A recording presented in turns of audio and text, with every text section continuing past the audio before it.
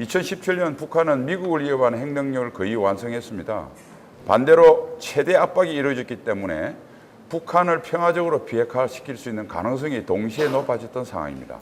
이게 2018년 문재인 대통령의 남북관계 우선주의와 트럼프 대통령의 미국 우선주의가 잘못된 만남으로 해서 엉망진창이 돼서 지금까지 오고 있습니다. 특히 이제 판문점 선언을 통해서 북한의 요구를 문재인 대통령이 다 수용했죠.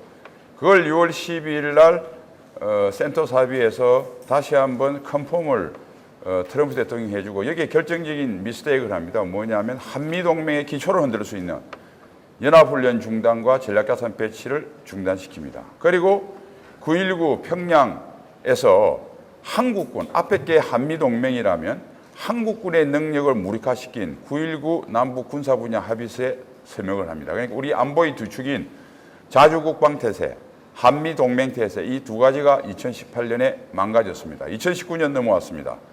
하노이 노딜이었지만 사람들은 노딜이어서 김정은이가 굉장히 손해본 것을 알지만 사실 제일 이익 봤습니다. 왜냐하면 아무것도 안 내고 2018년 따놓은 판돈은 굳히기 들어갔거든요. 그리고 이제 2019년 무슨 일이 있었냐면 한미 상호 방위 조약을 양국 정부가 훼손하는 중요한 사건이 일어납니다. 즉 한미 상호 방위 조약은 간단히 이렇습니다.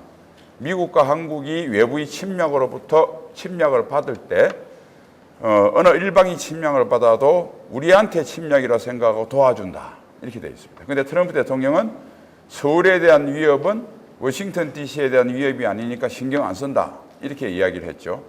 문재인 대통령은 그걸 말려야 되는데 오히려 울고 싶은데 뺨 때렸다는 듯이 지소미아를 걷어차버렸습니다. 그래서 한미 상호 방위 조약의 기본 정신을 계약 정신을 위반하는 것을 트럼프는 말로 문재인 대통령은 행동으로 보여줬다. 이게 지금까지 흐름입니다.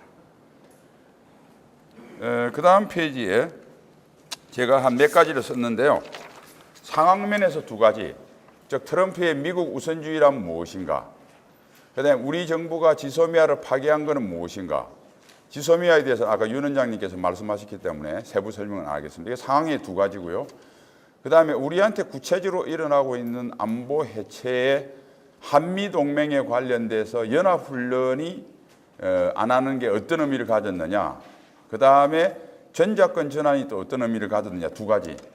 그래서 한국군에 관련돼서 한국군의 미래 한국군이 어떤 모습으로 나아갈 것이냐, 약소지향으로 나아간다는 미래 한국군의 모습. 그 다음에 현재 한국군의 국방태세, 이게 9.19 군사합의. 그러니까 중요 지금 안보의 아젠다가 한미동맹의 두 개, 우리 자주국방의 두 개가 나오죠. 그리고 마지막에 총괄적으로 북핵 대비를 어떻게 해야 되는가, 이렇게 5가지 이슈를 정리해 봤습니다. 트럼프의 미국 우선주의는요, 유인물을 참고하시고 간단히 말씀드리면 트럼프의 미국 우선주의란 무엇인가? 고립주의 또는 개입을 하더라도 소극적으로 개입하겠다는 소리입니다. 미국의 대외정책은 크게 개입주의와 고립주의의 반복으로 이루어졌는데요. 1776년 미국이 독립을 선언하면서 사실상 고립주의, 그때 미국의 가장 큰 위협은 유럽으로부터 아메리카 대륙에 개입을 거부하는 것입니다. 이것을 1823년 5대 대통령 제임스 멀로가 멀로주의로 공식화했어요. 이게 계속 이루어지다가 1차 세계전 참전을 함으로써 개입주의로 잠깐 바뀌었습니다. 그런데 1차 세계전이 끝나니까 다시 고립주의로 돌아갔죠. 그러니까 자신이 주창해서 만드는 국제연맹에도 우드로 윌슨 대통령은 참가하지 않았습니다. 그러다가 미국의 대정책이 개입주의로 전반적으로 크게 바뀌는 것이 1941년 12월 7일 진주만 기습 상경입니다.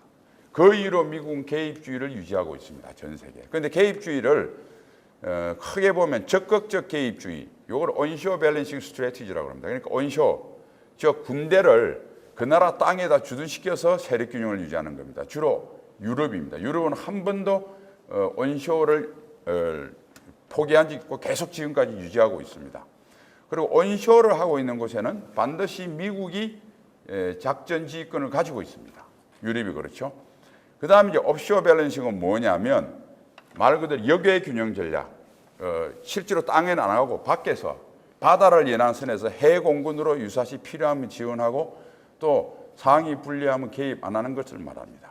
자, 한반도는 유럽은 지금까지 유럽과 일본 이런 데는 지금까지 계속 온쇼어를 유지했습니다. 그런데 한반도는 온쇼어가 되기도 하고 옵쇼어가 되기도 했습니다. 그런데 한반도가 미국의 역외 운영 전략의 대상이 됐을 때는 옵쇼어가 되었을 때는 한반도의 미중유의 위기가 닥쳐왔습니다. 이게 아까 윤 원장님이 말씀하신 제1차 위기 1950년 1월에 에치슨 라인입니다. 한반도에 온쇼어가 안 된 겁니다. 주한미군이 철수했습니다. 전쟁 났습니다. 두 번째 위기는 69년 닉슨 닥트린으로 시작합니다. 그리고 77년 집권한 지미 카터가 주한미군을 다 빼겠다고 합니다. 이제 드디어 다시 옵쇼어로 돌아갈 위기에 처했죠. 여기에 박정희 대통령이 결단으로 핵무장이라고 하는 벼랑끝 전술로 다시 미국을 붙잡아뒀습니다. 붙잡아두면서 더 강하게 만들었습니다. 이게 연합사의 78년도 창설입니다. 위기를 넘겼죠. 세 번째 옵쇼어의 위기가 지금 트럼프 대통령 때 진행합니다. 그런데 70년대 위기는 박정희라고 하는 사람이 이걸 미국을 끝까지 붙잡은 노력이 있었는데 지금 문재인 대통령은 화답하면서 나가라고 그럽니다. 그래서 위기에 봉착하고 있습니다. 정말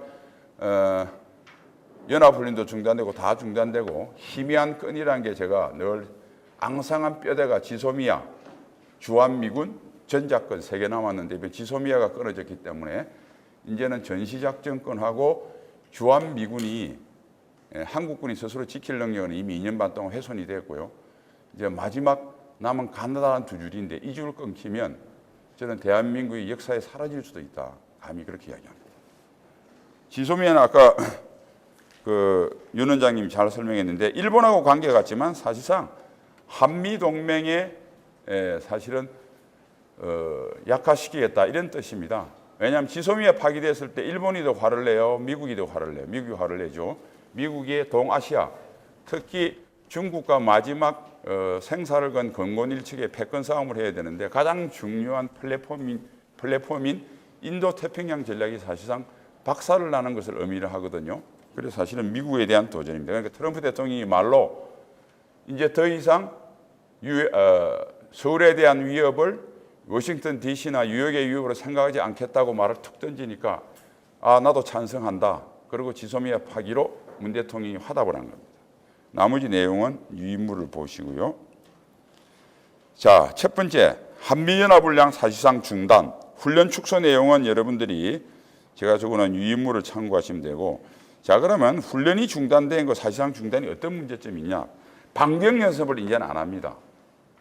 방경 연습을 안 한다는 게 어떤 의미일까요? 방어만 한다는 연습이.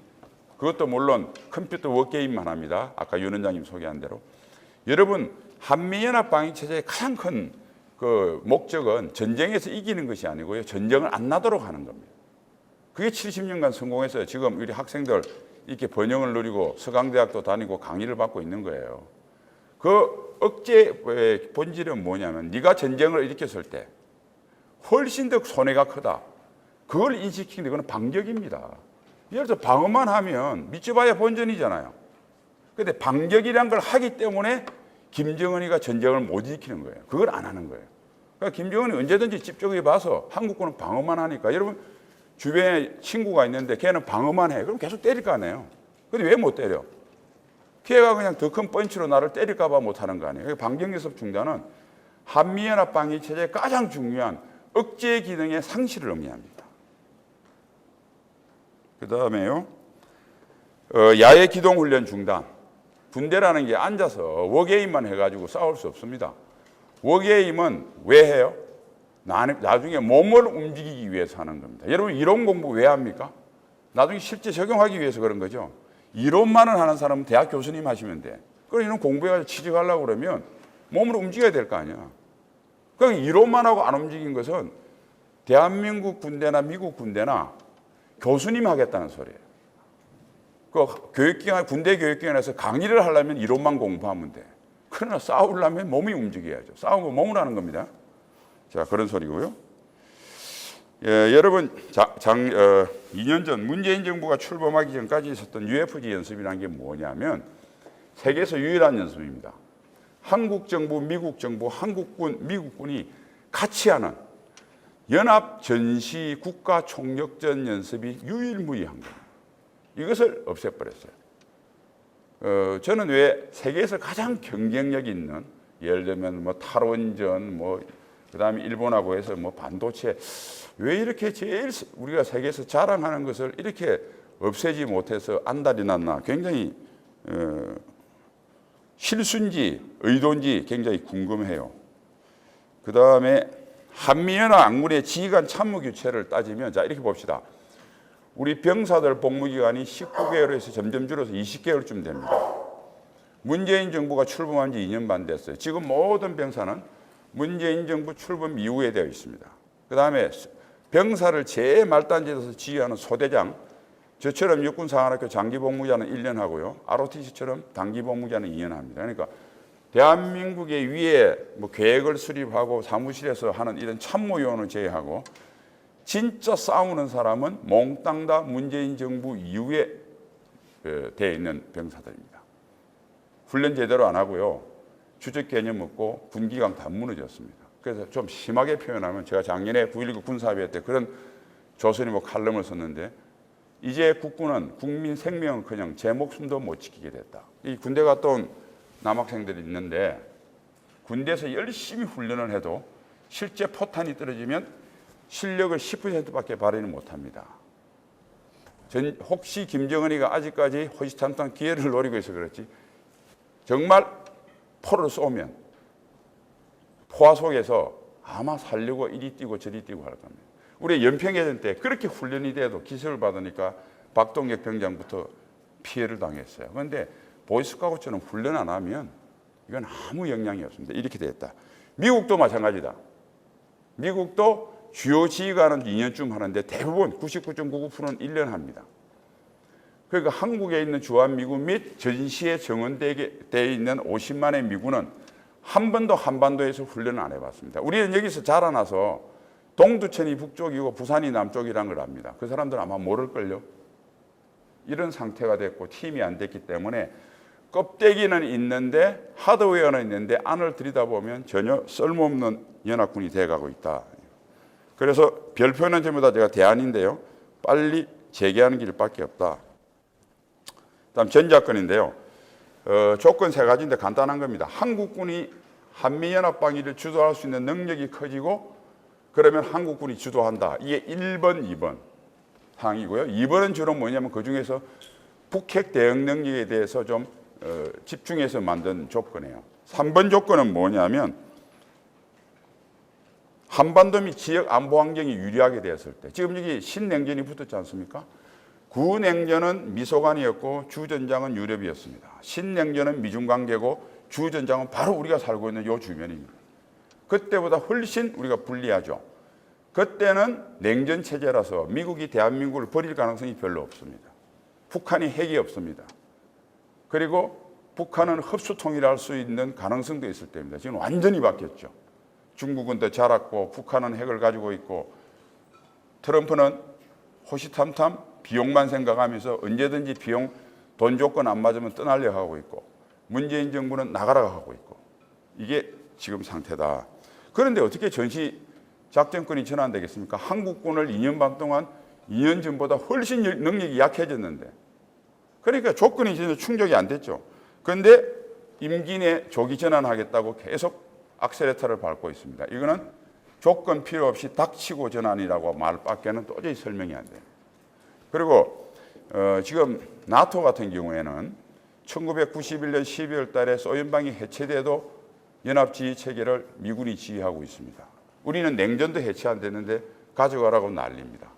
그럼 영국 사람, 불란스 사람, 독일 사람은 민족 자존심, 국가 자존심도 없는 다 쓰레기입니까?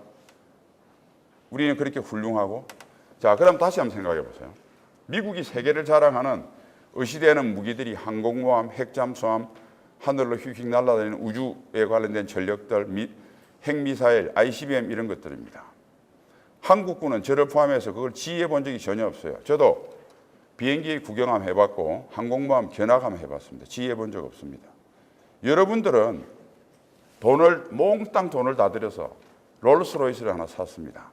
한 번도 운전 안 해본 그 친구한테 열쇠 맡기겠습니까? 아마 그 사람이 롤스로이스를 잘 운전을 해도 그렇게 귀중한 건 안 줄 겁니다. 그런데 한국군을 믿고 항공모함 지휘를 맡길까요? 그 다음에 어차피 유엔 참전 16개국은 휴전 상태이기 때문에 전쟁이 나면 다시 들어오게 되어 있습니다.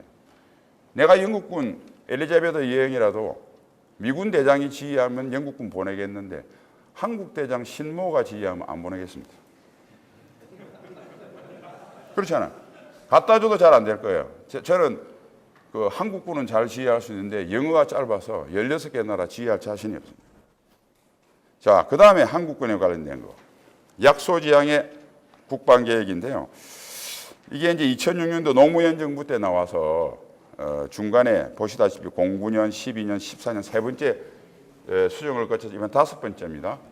그런데 앞에 세 번의 이명박 박근혜 정부 때 수정은 잘못된 거다 이렇게 문재인이 선언을 하고 노무현 때 했던 걸 개성한다고 2.0을 했습니다. 여기에 왜 그러면 이명박 박근혜 때 수정을 했느냐? 그때 노무현 정부 때 이렇게 했습니다. 자, 가정 보십시오. 첫 번째, 북위협은 감소할 것이다. 감소 안 됐죠. 늘어났죠. 두 번째, 2000년대 중반, 그러니까 우리가 경제 성장을 계속해서 엄청난 국방비를 대릴 수 있을 것이다. 그 말 끝나자마자 바로 2008년도 리만 사태가 났습니다. 그러니까 경제가 안 좋으니까 국방비를 많이 넣지 못하죠. 그러니까 첫 번 가정이 다 빗나간 겁니다. 가정 맞은 건 한 가지입니다. 출산율을 감소해서 병력 자원이 감소한다. 그러면 군대 복무 기간을 어느 정도 중단을 시키든지 늘려야 될 거 아니에요. 왕창 줄였습니다. 그러니까 이렇게 된 상태가 되니까 이명박 박근혜 정부 때 이걸 수정을 안 할 수가 없었어요. 그것을 이제 문재인은 노무현 때보다 훨씬 빠른 속도로 한국군을 없애는 작업에 착수한 게 작년에 발표한 국방계획 2.0입니다.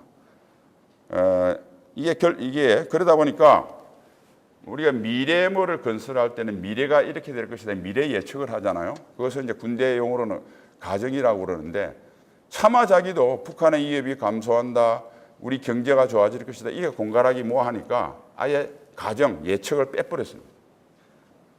그냥 없애는 거로 갔습니다. 그래서 요거고요. 우리가 이제 국방이라고 하는 것은 여러분들이 이제 기업 계획하고 차이가 뭐가 있냐면 한 가지가 있습니다. 국방이나 안보는 한치의 공백이 발생해도 안 됩니다. 너무 피해가 크잖아요. 그리고 또 어떤 문제가 있냐면 국방이나 안보 분야는 공급 탄력성이 굉장히 부족합니다. 다시 말씀드리면 여러분 예를 들어서 텔레비전이 필요하다. 그런데 수요를 예측해서 생산 줄였다. 그거는 다시 공장 2교대, 3교대 돌리면 텔레비 만듭니다. 한국이 못 만들면 수입하면 되고요. 그것도 안 되면 외국 텔레비에서 M&A 하면 됩니다. 그런데 우리가 수요 예측을 못해서 갑자기 일개 기갑사단이 필요하다. 탱크 막 찍어내서 만들어낼 수 있습니까? 사람 해가지고 붙일 수 있어요? 잘 안 되죠. 외국의 기갑사단 하나 수입해요? 독일 기갑사단을 M&A 해요? 불가능합니다. 공급 탄력성이 제로예요. 그래서 공백 발생하지도 않고 공급 탄력성이 제한되기 때문에 되게 보수적으로 접근합니다. 통상 기업 구조조정 한 분이 들어와서 기업 마인드로 했다가 아주 국방계획 망가집니다. 그래서 구조조정을 잘한 전문가하고 국방 전문가가 만나서 합리적인 절차를 만드는 거거든요. 거기에 원칙이 있습니다. 먼저 군사력, 무기체계를 정강해서 이게 충분하게 병력을 줄이는 공백을 메꿀 수 있느냐 확인한 다음에 병력을 후에 줄입니다. 그래서 이것을 선전력정강, 후부대 감축이라고 합니다. 노무현 대통령 때도 이건 지켰어요. 그런데 이번에 작년에 발표한 문재인 대통령은 선부대 감축, 후전력정강 했는데 말은 그래놓고 2017년부터 예를 들면 우리 군사 정찰 위성을 하기 위한 걸 작년도에 발사돼야 되는데 지금 다 연기돼서 언제 발사할지도 몰라요. 글로벌 호크 2017년 들어온 거 연기시켜버려가지고 올 연말에 들어올지 안 들어올지도 몰라요. 이런 식으로 전력증강 계획은 다 뒤로 뺐어요. 그리고 화려한 계획만 미래 이렇게 하겠다.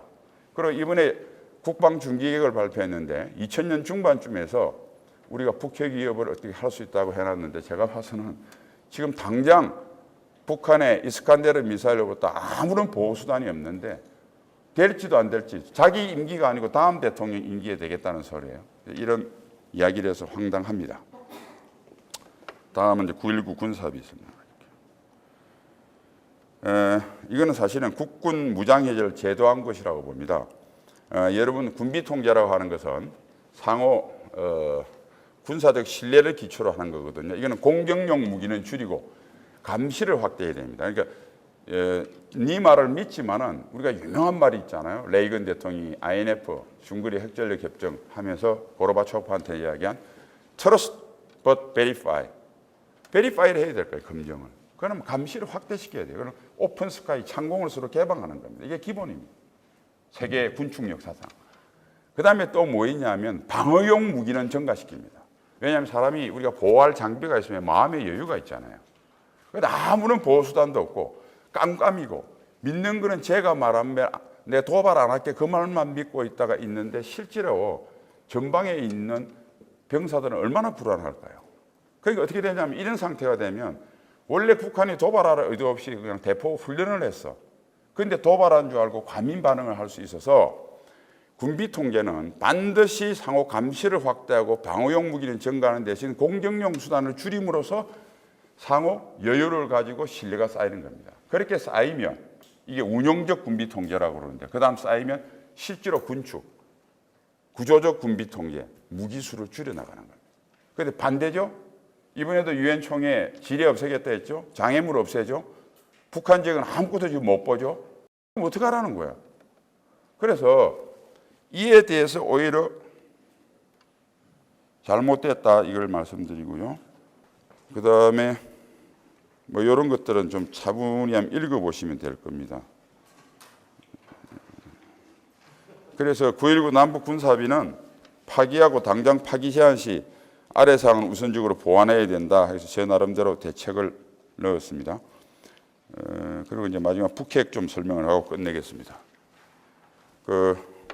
북핵은 여러분 보시다시피 북한 비핵화는 협상에 의해서 평화적으로 북한을 비핵화시키는 방법이 있고요. 그게 안 되면 군사적으로 수단을 이용해서 물리적으로 파괴하는 겁니다. 근데 이번에 상당히 어렵겠죠. 또 하나의 비핵화는 뭐냐면 북한 체제를 자유민주주의 체제를 바꾸는 겁니다.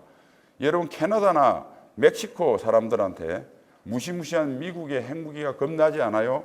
니들은 왜 미사일 방어 체제를 안 갖추나요? 하면 겁 안 나는데 그럴 겁니다. 왜? 자유민주주의 국가끼리는 2차 세계대전 후에 자유민주주의 국가끼리는 전쟁이 안 났습니다. 그전에는 자유민주주의 국가가 아닌 나라들이 있기 때문에 예를 들면 히틀러 독재국가 이런 데가 전쟁이 난 거거든요. 우리가 평화를 유지하는 방법은 전통적인 방법이 억제입니다. 그죠? 강한 힘을 가지고 상대방이 전쟁을 못 일으키도록 억제하는 방법과 그 다음에 2차 세계대전 이후에 서로 자유민주주의 가치를 공유하면 됩니다. 일본은 절대 대한민국을 쳐들어올 수가 없습니다. 대한민국을 쳐들어오려면 우선 군비를 증강하고 준비를 좀 해야 되는데 지금 당장 그리고 평화헌법 헌법 구조를 개정해야 되는데 그렇게 해서 한반도를 다시 정한론을 펼치면 표 주겠습니까? 일본 사람들이 안 줍니다. 우리나라도 다시 배를 가지고 일본을 복수하러 갑시다 그러면 여러분들 군대 생활 10년씩 하고 세금 한 10배씩 내십시오. 제가 대통령 출마하면 대통령이 되면 쳐들어가겠습니다 하면 저한테 표 안 주겠죠. 그래서 전쟁이 안 일어나는 겁니다. 침략을 받았을 땐 도리가 없잖아요. 그러니까 북한이 자유민주주의 체제로 레짐 체인지가 되면 북한의 핵위협은 비핵화로 굉장히 성큼 다가서는 겁니다. 이 이야기를 쓰는 거고요.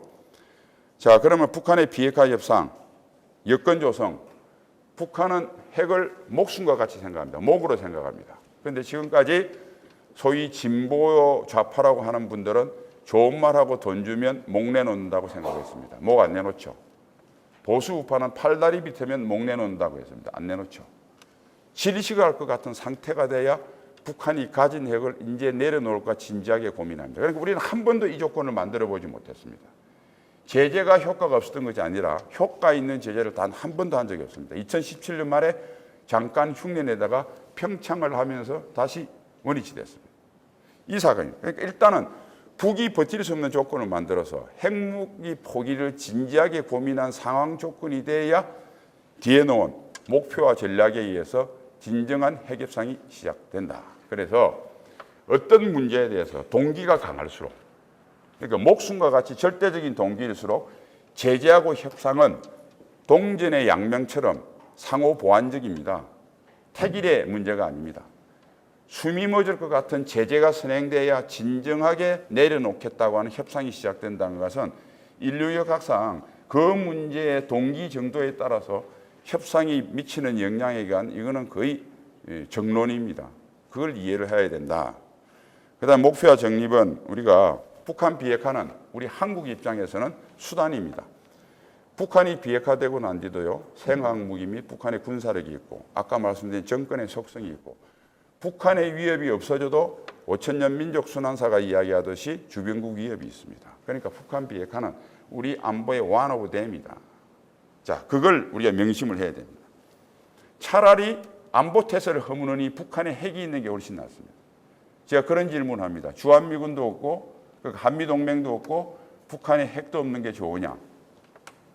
북한에 핵은 있으나 튼튼한 한미동맹과 우리 국방태세 있는 게 좀 후자가 좋죠. 한미동맹은 북한의 핵 때문에 만들어진 게 아닙니다. 북한의 6.25 불법 남치 때문에 생긴 겁니다. 이걸 분명히 이해를 해야지 목적과 수단을 뒤바꿔 생각하면 문제가 생깁니다. 그다음에 협상은 받을 건 받고 주도 될 수 있는 것만 주자. 그래서 안보의 보상은 주면 안 됩니다. 그런데 작년까지 했던 게 뭐냐면 북한 비핵화보다 훨씬 가치가 큰 안보 체제를 허물어버리고 그나마 북한 비핵화는 제대로 이루어지지도 않았습니다. 이렇게 비교하면 됩니다. 남편이 가서 100만 원짜리 텔레비전을 1,000만 원 주고 사왔습니다. 그런데 더 가공할 것은 부인한테 그 이야기 했더니 그럼 텔레비전 갖고 왔나? 한 달 후에 배달하게 되어 있다. 이보시오, 이 양반아. 1,000만 원짜리를 100만 원 주고 산, 100만 원짜리를 1,000만 원 주고 산 너도 참 멍청한데 그 주인은 돈 먼저 받고 한 번도 텔레비전을 배달한 적이 없는 사기꾼이야. 이 꼴이. 1,000만 원 내고 평양 가서 100만 원짜리 텔레비전을 배달해 주기로 했는데 김정은이 지금까지 봐서 100만 원짜리조차 배달할 가능성이 전혀 없고 여태껏 한 번도 약속을 지킨 적이 없습니다. 7.4 공동성명 이후에 남북이 크고 작은 협상을 655회 했고 245회에 서명을 했는데 단 한 번도 안 지켰습니다. 자, 북한이 비핵화가 안 되면 강력한 핵억제력을 구성을 해야 되죠. 핵억제는 핵으로 억제하는 것이 제일 좋습니다. 그러나 우리가 자체 핵무장이 제일 좋은 방법이긴 한데 우리 자체 핵무장 하기에는 우선 원전부터 당장 우리가 GDP의 통상이 차지하는 비율이 제일 높은데 국제 제재를 견딜 수 있는 우리나라는 시스템이 안 되어 있습니다. 그러니까 그리고 한다고 해도 당장 우리나라는 원료로 수입이 차단되기 때문에 만들기도 어렵습니다. 그러니까 조용하게 핵 잠재력을 높여야 된다. 여기 윤 원장님 잘 아시지만 원전 20개 이상이면 농축시설 갖겠다고 하는데 말릴 틈이 없거든요. 우선 농축시설 탈원전 우선 폐기하고 우리 원전 25개니까 일본처럼 농축시설부터 만들어야 돼요. 그렇게 해서 핵 잠재력 해놓고 핵 무장선언 언제 하느냐. 주한미군도 떠나고 모든 게 다 떠나서 이제는 죽을 판이다. 이제 방법이 없다. 그럼 NPT 10조에 의해서 우리가 안보적 이유로 NPT 탈퇴 선언하고 지금도 핵 개발한다. 그래놓고 미국을 꼬셔서 철수하려면 시간 걸리잖아요. 한 달 이상. 그 한 달 동안 후닥닥 만들어서 기정사실 해버린대. 극단적인 상황에 적어도 한 달 내지 2주 이내에 핵무기를 만들 수 있는 모든 준비를 해놓고 조용하게 때가 되면 후닥닥 하면 됩니다. 미리 안 가져도 됩니다. 이게 현실적이라는 거고요. 그 다음에 그동안의 공백은 뭐냐. 나토처럼 한미 핵공유 협정을 맺어서 과거에 우리가 전술핵 배치됐을 때 한국은 전혀 의사결정에 개입을 못했습니다. 그런데 지금 나토처럼 예를 들면 핵에 대한 정보 교환, 그 다음에 이걸 사용할 때는 한국 대통령과 미국 대통령이 공동으로 의사결정을 해서 그 결정에서 사용하게 되면 연합사나 기타 한국과 미국이 공동작전지 통제를 하고 운용을 하고 작전 운용을 하고 이 작전 운용을 하기 위해서 평소 작전 계획을 공동으로 작성하고 그리고 이 작성된 작전 계획을 훈련을 통해서 숙달하고 이런 체제가 한미 핵공유 체제다. 그러면 사실상 우리는 핵균형을 가지게 됩니다. 그리고 중국한테 북한의 목줄을 쥐고 있는 중국한테 이게 나토와 같은 체제가 출범이 시작하거든요. 그 나토의 것은 소연방의 붕괴입니다. 소연방의 붕괴는 공산당 일당독 쪽의 붕괴고 15개 위성국이 다 찢어지는 거예요. 중국도 형편이 비슷합니다. 한미 핵공유 체제가 출발해서 일본이 끼고 점점점 인도 태평양으로 번져서 이게 나토와 같은 집단 안보기구가 된다는 악몽이 되면 시진핑은 우리가 안 시켜도 페트로차이나 기름을 잠그서라도 김정은 핵을 내려놓을 거예요. 통상의 90%를 중국하고 하거든요. 북한은. 바로 그래서 한미 핵공유 체제는 비핵화가 실패됐을 때 대비한 확실한 현실적인 핵균형 대안이거니와 북한의 비핵화를 중국으로 하여금 할 수밖에 없게 만드는 사실 비핵화를 위한 양날의 검이다. 저는 그렇게 생각합니다. 그 다음에 비핵화 첨단 전략에 대한 응징보복. 북한은 소위 상호 확정 파괴라고 하는 것은 양국의 수백만 수천만의 국민의 생명을 서로 등가로 교환해서 공포의 균형이 이루어집니다. 그런데 북한은 북한 주민 수백만보다 김정은의 목숨이 더 고가치입니다. 북한 주민도 인정해요. 총폭탄 정신으로 결사옹위하겠다고 하니까. 그러니까 김정은 목숨 하나를 제기하는 것이 독재 왕조 체계이기 때문에 평양 주민의 수백만보다 더 고가의 가치를 가진다고 하는 것은 한국이 최첨단 전력을 가지고 김정은 지도부를 말끔하게 제거할 수 있는 다양한 수단을 가지고 여기에 일반 확정 파괴 수단인 미국의 핵전력을 공통으로 운용한다면 북한의 도발을 억제할 수 있는 억제력의 완전성이 보장된다 이렇게 생각합니다. 그 다음에 이제 우리가 일반적인 소위 발사절에 이렇게 억제를 했는데 억제가 실패해서 만일에 북한이 핵미사일을 쏜다면 쏘기 전에 지상에서 파괴하는 것을 킬체인이라고 그러고요. 그 다음에 지상에서 파괴가 실패해서 하늘로 날아오는 것을 공중에서 파괴하는 것을 공중요격, 소위 BMD, 발리스틱 미사일 디펜스라고 합니다. 요거는 아까 윤 원장님이 말씀한 대로 한국은 혼자 도저히 할 수가 없어요. 이건 한미연합이 해야 됩니다. 우주위성부터 모든 체계가 다 돼야 되거든요. 그래서 이거는 더더구나 한미연합으로 킬체인과 KMD, 그러려면 3노를 3예스로 바꿔야 이게 가능한 거죠. 이 이야기고요. 핵전 대비 민방위 체제. 지금 우리 민방위 훈련은 어떻습니까? 적기가 날라온다 이렇게 하잖아요. 그런데 더 중요한 것은 이제 핵입니다. 핵에 대한 핵전 대비로 민방위 체제를 바꿔야 된다. 그 다음에 전략물자 통제를 강하게 해서 확실히 해서 북한이 지금 밀수를 통해서 부품을 해가지고 시험 발사를 할 수 있습니다. 그건 위협이 안 됩니다. 진짜 우리한테 위협이 되는 건 시험 발사를 끝난 무기가 양산에서 실전 배치할 때입니다. 그때는 다량의 부품 소재가 필요합니다. 그런데 미사일에 들어가는 핵심 부품인 ICT라든지 복합 소재라든지 우주 항법 장치라든지 북한에서 생산하는 거 아무것도 없습니다. 밀수만 잘 찾아. 이게 전부 다 유엔에 북한에 수출 못하게 돼 있어요. 이 체제만 확실히 해도 북한이 미사일은 개발할 수 있지만 개발된 핵미사일을 실전 배치는 차단할 수 있다. 그리고 하더라도 그 수를 줄일 수가 있다. 그 다음에 거기 밀수 비용 하기 때문에 관련 비용을 폭증시켜서 북한의 경제적 부담을 가중시킬 수 있다. 그러니까 국방 수요를 축소시키고 우리의 국방 수요를 축소시키고 적으로 하여금 부담을 증가시키는 이러한 것도 우리가 외교적 노력과 함께 하면 훨씬 도움이 된다. 이렇게 말씀드리겠습니다. 이상입니다.